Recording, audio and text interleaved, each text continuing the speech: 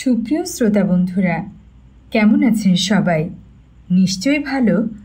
আচ্ছা, এমন কি কখনো হয়েছে অপরিচিত কোথাও বেড়াতে গিয়েছেন, গিয়ে উদ্ভট উদ্ভট সব ঘটনার সম্মুখীন হয়েছে এমন কখনো? আজকের গল্পটি এমনই একটি বিড়ম্বনার গল্প, সেই সঙ্গে ভৌতিকও।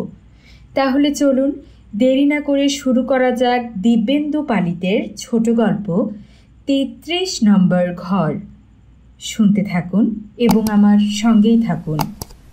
সেদিন দিনটাই ছিল গোলমেলে, কোনো এক রবিবার। পরের দিন সকাল ৯টায় এক বড়সড় সরকারি আমলার সঙ্গে জরুরি মিটিং। রাতের প্লেনেই গেলে হতো, কিন্তু কলকাতা থেকে দিল্লি যাবার ফ্লাইট প্রায় দেরি করে বলে ভোরের ফ্লাইটেই যাব ঠিক করেছিলাম। আর কিছু না হোক, তাতে হাতে থাকতো পুরো একটি দিন। সময়টা কাজে লাগানো যেত অন্যভাবে। তারপর ধীরে সুস্থে পরের দিন যাওয়া যেত মিটিংয়ে। কিন্তু গোড়াতেই হয়ে গেল গণ্ডগোল। ভোর ৪টে অ্যালার্ম দেওয়া ছিল ঘড়িতে। ঘুম যখন ভাঙল দেখি ৫:৩০। তার মানে অ্যালার্ম বাজেনি। ৬:১৫ আমার ফ্লাইট। কাটায় কাটায় উড়ে যাবে ঠিকই। ফাঁকা রাস্তায় তীব্র গতিতে ট্যাক্সি ছুটলেও আমি যেখানে থাকি সেখান থেকে এয়ারপোর্টে পৌঁছাতে কম করে হলেও ৮ ঘন্টা লাগবে। যাই হোক, এই সব ভাবনা ও উৎকণ্ঠা নিয়েই এয়ারপোর্টে পৌঁছে দেখলুম যা ভয় পেয়েছিলাম তাই। চেকিং কাউন্টার ফাঁকা। একজন অফিসার বললেন ১০ মিনিট আগে এলেও উপায় ছিল, প্লেন টেক অফের জন্য রওনা হয়ে গেছে, মিনিট খানেকের মধ্যেই উড়ে যাবে আকাশে। টিকিটটা যাতে বাতিল না হয়ে যায় এবং সিট পাওয়া যায় সন্ধ্যার ফ্লাইটে, সেই ব্যবস্থা করে ফিরতে হলো অগত্যা। তবু ভাবনা গেল না। আর কিছু নয়, হোটেল বুক করা আছে সকাল থেকে। অন্তত সেখানে জানিয়ে দেওয়া দরকার যাতে বুকিংটা ক্যান্সেল না করে। ছোটোখাটো কোম্পানি আমাদের, দিল্লিতে ব্রাঞ্চ নেই কোনো। ওখানকার কাজকর্ম দেখার জন্য আছে একজন সংযোগ অফিসার, নাম সদাশিব রায়। দিন ৩ আগে ফোনে কথা বলার সময় সদাশিব বলেছিল দিল্লিতে এখন কোনো হোটেলে জায়গা পাওয়া মুশকিল। একে ট্যুরিস্টদের মৌসুম, তার উপর একই সঙ্গে চলেছে ট্রেড ফেয়ার আর কমনওয়েলথ কনফারেন্স। যাই হোক, লোধি স্টেটের কাছাকাছি একটা মাঝারি হোটেলে আমার জন্য রুম বুক করে সদাশিব বলল সে এয়ারপোর্টে আসবে। ফ্লাইট মিস করে ঘন্টা দেড়েক পরে ট্যাক্সিতে বাড়ি ফিরতে ফিরতে শুধু মনে হতে লাগলো হয়রানি আমার চেয়ে বেশি সদাশিবের। ফ্লাইট ল্যান্ড করার সময় হয়ে এলো প্রায়। বেচারা নিশ্চয়ই এতক্ষণে এয়ারপোর্টে পৌঁছে অপেক্ষা করছে আমার জন্য। তখনই ঠিক করে নিলুম আরও কিছুক্ষণ পরে, অর্থাৎ সদাশিবকে বাড়িতে ফেরার সময় দিয়ে ট্রাঙ্ক করব দিল্লিতে। উদ্দেশ্য দুটো, এক ব্যাপারটা বিস্তারিত জানানো এবং হোটেল বুকিংটা যাতে ক্যান্সেল না হয় তা দেখা। অবশ্য ক্যান্সেল হলে যে রাস্তায় ঘুরতে হবে তার কোনো মানে নেই। সদাশিব ওর বাড়িতেই উঠতে বলেছিল। তাছাড়া দিল্লিতে থাকেন আমার এক জেঠতুতো দাদা এবং মাসি, ঠিকানাও জানা আছে। তেমন দরকার হলে এই দুটো জায়গার যে কোনো একটাতে ওঠা যেতে পারে স্বাচ্ছন্দ্যে। তবে কিনা অফিসের কাজে গিয়ে আত্মীয়ের বাড়িতে ওঠা আমার ঠিক পছন্দ হয় না। ট্রাঙ্কল করতে গিয়েই পড়লুম ঝামেলায়। বলেছি না, দিনটাই ছিল গোলমেলে। হঠাৎ এক একটা দিন যেমন হয় আর কি, নিজের ইচ্ছে পছন্দ ও প্রয়োজন মতো যা করতে যাওয়া যায় তাতেই পড়ে বাগড়া। ঘণ্টা ৩ ট্রাঙ্ক লাইনে সদাশিবকে পাবার অপেক্ষা করে যখন আবার তাগাদা দিলুম, ওদিক থেকে ট্রাঙ্ক অপারেটর মিষ্টি গলায় জানিয়ে দিল লাইন পাওয়া যাচ্ছে না, দিল্লির সমস্ত লাইন ডাউন। যে কোনো সিজন্ড এয়ার ট্রাভেলারই একবার ফ্লাইট মিস করার অভিজ্ঞতায় ভুগেছেন। কলকাতার রাস্তার ভয়াবহ জ্যাম যে কোনো দিন যে কারোর সামনে ঘটিয়ে তুলতে পারে এই পরিস্থিতি। আর টেলিফোনের লাইন না পাওয়া নিয়েও অত হা হুতাশ করার মানেই হয় না কোনো, না পাওয়াটাই বরং অনেক বেশি স্বাভাবিক। দিনটা যে গোলমেলে তার আরও একটা প্রমাণও পেয়ে গেলুম। সকালে আমার দেরিতে পৌঁছানোর জন্য 1 মিনিটও অপেক্ষা করেনি ফ্লাইট। কিন্তু সন্ধ্যায় রিপোর্টিং টাইমের আধ ঘন্টা আগে এয়ারপোর্টে পৌঁছে শুনলুম বোম্বের ফ্লাইট আসছে 2 ঘন্টারও বেশি দেরিতে। সেই এয়ারক্রাফটটি কলকাতায় যাত্রী নামিয়ে ও তুলে দিল্লি যাবে। সুতরাং নির্দিষ্ট সময়ের অন্তত 2.5-3 ঘন্টা পরে ছাড়বে দিল্লির ফ্লাইট। হতাশ বোধ করলেও হাল ছাড়লুম না আমি। বুকশপ থেকে নিক কার্টারের একটা সস্তা থ্রিলার কিনে জুত হয়ে বসলুম লাউঞ্জে। তখনই ভাবলুম সদাশিব নিতান্তই বোকালোক নয়। কাজটা কত জরুরি বুঝলে এটাও বুঝতে পারবে কোনো কারণে সকালে না যেতে পারলেও রাত্রে ঠিকই পৌঁছে যাব। অবশেষে সত্যি সত্যি যখন প্লেন থেকে দিল্লিতে নামলুম রাত তখন প্রায় 1:30। প্লেন ল্যান্ড করার পরই হোস্টেসের ঘোষণা শুনে বুঝেছিলুম জব্বর শীত পাবো বাইরে। বাইরে আসতেই টের পেলুম শীত কাকে বলে। হঠাৎই যেন কেউ একটা বরফের মুখোশ এঁটে দিল মুখে। অবশ হয়ে আসছে চামড়া, হাত পা। অবশ্য একেবারে যে প্রস্তুত ছিলাম না তা তো নয়। গলা উঁচু পুলোভারটা কানের কাছে টানাটানি করে যতটা সম্ভব ঢেকে ফেললুম ঘাড়ের পিছনটা। কনকন করে উঠল সুটকেস ধরা বাঁ হাতের আঙুলগুলো। এমনিতে ব্যস্ত দিল্লি এয়ারপোর্ট সম্ভবত ঘুমিয়েছিল এতক্ষণ। এই মাত্র এসে পৌঁছানো কলকাতার যাত্রীদের তাড়াহুড়ো ও খাপছাড়া কথাবার্তার শব্দে জেগে উঠতে না উঠতেই শান্ত হয়ে গেল আবার। এই রাতে, এই প্রচণ্ড শীতের মধ্যে নির্দিষ্ট খবর না পেয়েও সদাশিব অপেক্ষা করবে আমার জন্য এমন আশা করিনি। তবু এয়ারপোর্টের বাইরে এসে চুপচাপ দাঁড়িয়ে থাকলুম কিছুক্ষণ। আশেপাশে দাঁড়ানো যাত্রীদের ভিড় কমতে লাগলো ক্রমশ। মন স্থির করে নিলুম আমি, এত রাত্রে খবর না দিয়ে কোনো আত্মীয়ের বাড়িতে যাওয়া উচিত হবে না। হোটেলেই যাব, যতই ভিড় থাকুক। রাত কাটাবার জায়গা পাবো না এমন তো হতে পারে না। একান্তই যদি কোনো কারণে বুকিং ক্যান্সেল হয়ে থাকে তাহলে হোটেল থেকেই বরং ফোন করা যাবে সদাশিবকে। এইসব ভেবে সুটকেসটা হাতে নিয়ে উঠে বসলুম একটা ট্যাক্সিতে। হোটেলের নাম বলতেই মাফলারে কান মাথা মুখ ঢাকা বেটেখাটো চেহারার ড্রাইভারটি একবার তাকালো আমার দিকে। তারপর আর কিছু না বলে কুয়াশার ভেতর দিয়ে প্রায় উড়িয়ে নিয়ে চলল ট্যাক্সিটা। অল্প গা ছমছম করলেও ভয় কেটে গেল যখন মিনিট 20-25-এর মধ্যেই আমাকে হোটেলের সামনে পৌঁছে দিল ট্যাক্সিওয়ালা। কিছু বাড়তি সমেত ভাড়া মেটাতে গিয়ে হঠাৎ খেয়াল হলো আমার, সকাল থেকে যতগুলি যাত্রার মধ্য দিয়ে ছোটাছুটি করতে হয়েছে আমাকে, তার মধ্যে এই ট্যাক্সি চড়ার ব্যাপারটাই ছিল সবচেয়ে নিরাপদ। এমনও হতে পারে ভাবলুম, ঘড়ির কাঁটা 12টা পেরোবার পরই শুরু হয়ে গেছে আরেকটি দিন। গতকালের দিনটি গোলমেলে ছিল বলে আজকের দিনটিও যে এরকম হবে তার মানে নেই কোনো। বোধহয় ফাড়া কেটে গেল। এখন হোটেলে একটা রুম পেলেই হলো। একবার ঘরের মধ্যে ঢুকতে পারলেই বিছানায় ছুঁড়ে দেওয়া যায় নিজেকে। তারপর ঘুম। ভাবতে ভাবতেই শরীর কাঁপিয়ে উঠে এলো লম্বা এক হাই। সদাশিবের ঠিক করা হোটেলটা যে মাঝারি ধরনের তা আগেই বলেছি। 5 তারা হোটেলের রমরমা নেই এখানে। যেটুকু না জ্বাললেই নয় তার বেশি আলো নেই কোথাও। আলো ও অন্ধকারে নিঃশব্দ হয়ে আছে চারপাশ। একটিও লোক নেই সেখানে। শুধু লম্বা একটি সোফায় পা থেকে মাথা পর্যন্ত কম্বলে ঢেকে ঘুমাচ্ছে একটি লোক। ঢাকা বলেই মুখ চোখ দেখা যায় না। এসব দেখতে দেখতে রিসেপশন কাউন্টারের দিকে এগিয়ে গেলুম আমি। কাউন্টারের ভেতর দিকে চেয়ারে বসে গল্প করছিল 2টি যুবক। আমাকে দেখে উঠে দাঁড়ালো। Yes sir, what can we do for you? যে কথা বলল দুজনের মধ্যে সেই যুবকটি বেশ লম্বা ও স্বাস্থ্যবান, অন্যজন বেটে ও রোগা। হাতের মুঠোর আড়াল করে ধরা সিগারেট, গাল ভাঙা ও চোখের নিচে ক্লান্তির ছায়া। এক পলক দুজনকে দেখে নিয়ে নিজের পরিচয় দিলুম আমি। বললুম, বুকিং আছে আমার নামে, একটা রুম চাই। লম্বা যুবকটি বলল, দুঃখিত স্যার, কোনো রুম খালি নেই। তা কী করে হবে? চিন্তিত গলায় বললুম আমি। আমার নামে বুকিং কনফার্ম করা আছে। কনফার্ম করা আছে? যুবকটি অবাক চোখে তাকালো আমার দিকে।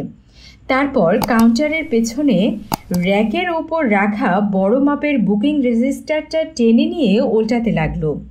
খানিক পরে বলল, আপনার বুকিং ছিল গতকাল সকালে, না আসার জন্য ক্যান্সেল হয়ে গেছে sir. We had no further information. Cancel হয়ে গেছে? দেখতে না পেলেও বুঝতে পারলুম নিশ্চিত শুকিয়ে গেছে আমার মুখ। বললুম, ফ্লাইট মিস করেছিলাম বলেই আসতে পারিনি। অন্তত রাতটা কাটানোর জন্য কোনো ব্যবস্থা করতে পারেন না আপনারা? রুম খালি থাকলে নিশ্চয় করতাম sir. We are here to help you. বাধা বলি, প্রত্যাখ্যানেও মিশে আছে সৌজন্যের হাসি। আমার রাগ হলো, সঙ্গে ছেকে ধরল এক ধরনের অসহায়তা। কি করব বুঝতে পারছি না। একটা ট্যাক্সি পেলে অবশ্য চলে যাওয়া যায় জেঠতুতো দাদা কিংবা মাসির বাড়ি, একটা চাণক্যপুরী এবং অন্যটা চিত্তরঞ্জন পার্কে। জায়গাগুলো কম দূর নয় এখান থেকে। ট্যাক্সি অবশ্য ফোন করলেই পাওয়া যায় দিল্লিতে, কিন্তু এত রাত্রে না, সদাশিবের ওখানেও যাওয়া যায় না। ভাবতে ভাবতেই আমি তাকালুম লবির দিকে। ওইখানেই শুয়ে বসে রাতটুকু কাটিয়ে দেওয়া যায় কিনা ভাবলুম। বন্ধ কাচের দরজা দিয়ে বাইরে তাকালেই কুয়াশার দেয়াল ছাড়া আর কিছুই চোখে পড়ে না। এই সময় টেলিফোন বেজে উঠল। লম্বা যুবকটি রিসিভারে কান লাগিয়ে কি শুনল যেন, তারপর বলল, sorry, we are fully booked. মনস্থির করতে না পেরে আমি বললুম, একটা ট্যাক্সি পাওয়া যেতে পারে? দেখছি, লম্বা যুবকটি বলল। আপনি বসুন লবিতে। আমি লবিতে গিয়ে বসলুম। এতক্ষণে কানে এলো ঘুমন্ত লোকটির মৃদু নাক ডাকার শব্দ। কান পর্যন্ত ঢাকা পুলোভারের নিচে ঘামতে লাগলুম আমি। ইতিমধ্যে কাউন্টারের বেটে যুবকটির সঙ্গে লম্বা যুবকটি নিজেদের সম্ভবত পাঞ্জাবি ভাষায় কি বলা বলি করল বুঝতে পারিনি। লম্বা যুবকটি হঠাৎ আমাকে লক্ষ্য করে বলল, সকাল 8টার আগে ছেড়ে দিলে এখন আপনাকে একটা ঘর দিতে পারি। ওকে। আমি উঠে দাঁড়ালাম। সকাল হলে আমি অন্য হোটেল খুঁজে নিতে পারি। এখানেও কোনো গেস্ট চলে গেলে আপনি থাকতে পারেন, তখন আপনাকে অন্য রুম দেয়া যাবে। তবে 8টার মধ্যে বম্বে থেকে আসবে একজন, তার জন্য একটা রুম কনফার্ম করা আছে। তখনকার যা অবস্থা তাতে যে কোনো শর্তেই আমি রাজি। পিছনের কিহোলের গায়ে লাগানো হুক থেকে একটা চাবি নিয়ে বেটে যুবকটির হাতে দিল লম্বা যুবকটি। বেটে যুবকটি কাউন্টারের ভেতর থেকে বেরিয়ে এসে বলল, আসুন, আমার সঙ্গে আসুন। ঘরটা দোতলায়, নাম্বার 33। যুবকটি দরজায় চাবি লাগিয়ে তালা খুলে আলো জ্বালালো। তারপর আমার হাতে চাবিটি দিয়ে গুড নাইট বলে চলে গেল। দেখলুম সিঁড়ির বাঁকে মিলিয়ে যাচ্ছে বেটে ও রোগা একটা চেহারা। যেমনই ব্যবহার করুক, শেষ পর্যন্ত আমার জন্য একটা ব্যবস্থা করে দেবার জন্য যুবক দুটির প্রতি কৃতজ্ঞতা বোধ করলুম আমি। ঘরটা খারাপ নয়। ভেতরে ঢুকে বন্ধ করে দিলুম দরজাটা। সুটকেসটা নামিয়ে রাখলুম লাগেজ বক্সের ওপর। ঘুম পাচ্ছে, অবশ্য ঘুম ছাড়ার কোনো কাজ নেই এখন। তাড়াতাড়ি পোশাক বদলে গেলুম টয়লেটে। ব্র্যাকেটে ঝুলছে একটা ব্যবহার করা তোয়ালে, সাবানটাও ব্যবহৃত। বাথটবের মাথা থেকে অগত্যা টেনে নিতে হলো ভাঁজ করা তোয়ালেটা। তেষ্টা পেয়েছিল। টয়লেট থেকে বেরিয়ে ফ্লাক্স থেকে গ্লাসে জল ঢালতে গিয়ে দেখি সেটাও ভর্তি নয় পুরোপুরি। তখন মনে হলো হয়তো কিছুক্ষণ আগেও এই 33 নম্বর ঘরে আর কেউ ছিল। চলে যাবার পর বিছানার ইত্যাদি পরিপাটি করে রাখা হলেও যত্ন নিয়ে পরিষ্কার করা হয়নি ঘরটা। নতুন আগন্তুকের জন্য নতুন জিনিসপত্র দেয়া হয়নি। রিসেপশনের যুবকটি অবশ্য বলেছিল সকালে কেউ আসবে বোম্বে থেকে, তার জন্যই আলাদা করে রাখা হয়েছিল ঘরটি। হয়তো সকালেই পরিষ্কার করত। আমি তো উটকো লোক, ঘরটা যে শেষ পর্যন্ত পাওয়া গেল এটাই ভাগ্যের ব্যাপার। বেড সুইচ জেলে নিভিয়ে দিলুম বড় আলোটা। তখনই চোখে পড়ল কাচের জানলার পর্দা টানা নেই। এগিয়ে গিয়ে পর্দা টানার আগে কাচে মুখ চেপে বাইরেটা দেখে নিলুম আমি। অন্ধকারে ঘন গাছগাছালি নিয়ে থমকে আছে লোদি গার্ডেন্স। দৃষ্টি সরানো যায় না। রিল দেওয়া পর্দাটা টানতে টানতে গভীর ক্লান্তিতে হাই উঠে এলো আবার। বিছানায় এসে চাদর জড়ানো কম্বলের ভেতরে শরীরটা সেধিয়ে দিলুম আমি। ঈশ্বরকে ধন্যবাদ। যেভাবে শুরু হয়েছিল দিনটি, শেষ অন্তত সেভাবে হয়নি। 3টা বাজে প্রায়। শীতের দিল্লিতে 7:30টার আগে সকাল হয় না। তার মানে ঘন্টা 4 অন্তত ঘুমাতে পারবো নিশ্চিন্তে। হাত বাড়িয়ে বেড সুইচ টিপতেই অন্ধকার ছেয়ে গেল ঘরে। মনে হলো ঘুম আসছে। হু হু করে সারা শরীরে ঘুমের আবির্ভাব টের পেলুম আমি। কতক্ষণ জানি না, ঘুম না তন্দ্রা। কোন ঘরে ছিলুম তাও বুঝতে পারলুম না ঠিকঠাক। উঠে বসলুম বিছানায়। না, ভুল হয়নি। আমার ঘরের টয়লেটে ঘটাং করে ফ্লাশ টানার শব্দ পেয়েছিলুম। তারই জেরে এখনও পাচ্ছি কোমরে জল গড়িয়ে যাওয়ার শব্দ। অদ্ভুত তো, শব্দটায় ধাতস্থ হতে যেটুকু সময় লাগে তারই আগেই বেড সুইচ টিপে আলো জ্বাললুম আমি। উঠে গিয়ে টয়লেটের দরজা খুলতে চোখে পড়ল না কিছুই। ঝিরঝিরের শব্দটা মিলিয়ে গেছে তখন। বিমূঢ় দাঁড়িয়ে থাকতে থাকতে মনে হলো রাতের নৈশব্দে দূরের শব্দ অনেক সময় কাছে চলে আসে। পাশের ঘরের ফ্লাশ টানার শব্দটাকে ঘুমের ঘরে ভুল করেছি। মাঝ থেকে শুধু ঘুমটাই ভেঙে গেল। আলো নিভিয়ে শুয়ে পড়লুম আবার, এবং ঘুমিয়েও পড়লুম। কতক্ষণ ঘুমিয়েছিলুম জানি না। আচ্ছন্নতার মধ্যেই মনে হলো জানালার পর্দাটা বেশ জোর দিয়ে ঠেলে সরিয়ে দিল কেউ। ঘর ঘর শব্দ হলো রিলের। মনে হলেও গা করলুম না তেমন। ঘুমের আগ্রহে পাশ ফিরলুম। শীতে জড়িয়ে আসছে সারা শরীর, কিন্তু ওইভাবে কিছুক্ষণ আধো ঘুম আধো জাগরণের মধ্যে পড়ে থাকতে থাকতে টের পেলুম সিগারেটের ধোঁয়ার গন্ধ মিশে যাচ্ছে আমার নিঃশ্বাসে। অস্বস্তি বেশি হওয়ায় পরিষ্কার ঘুম থেকে জেগে উঠলুম আমি। আর তখনই বিস্ময় আর আতঙ্কে দম বন্ধ হয়ে এলো আমার। বিস্ফোরিত চোখে তাকিয়ে দেখলুম জানলার পর্দাটা সত্যিই সরানো, আর রাইটিং টেবিলের সংলগ্ন চেয়ারটিতে বসে জানলার দিকে মুখ করে সিগারেট টানছে কেউ। অন্ধকার বলেই আদল স্পষ্ট হয় না, কিন্তু লাল জলজলে এক টুকরো সিগারেটের আগুন চোখে পড়ছে ঠিকই।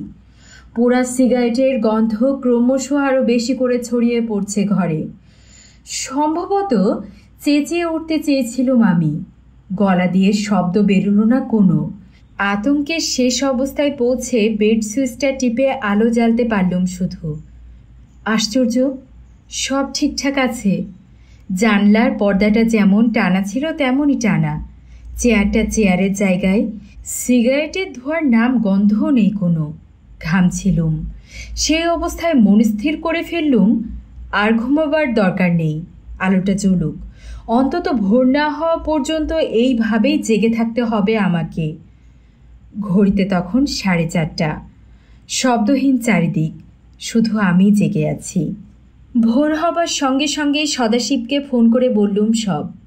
সদাশিব বলল, কি আশ্চর্য, ওই 33 নম্বর ঘরটাই দিয়েছিল আপনাকে? কেন?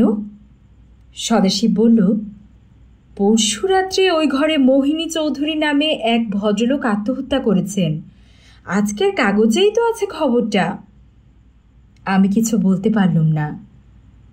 তাহলে কি ভূতের সঙ্গে রাতটা কেটে গেল আমার? সুপ্রিয় শ্রোতা বন্ধুরা, আপনারা শুনছিলেন গল্প 33 নম্বর ঘর, শুধুমাত্র গল্পমালা বাই লিজা অডিও বুক চ্যানেলে।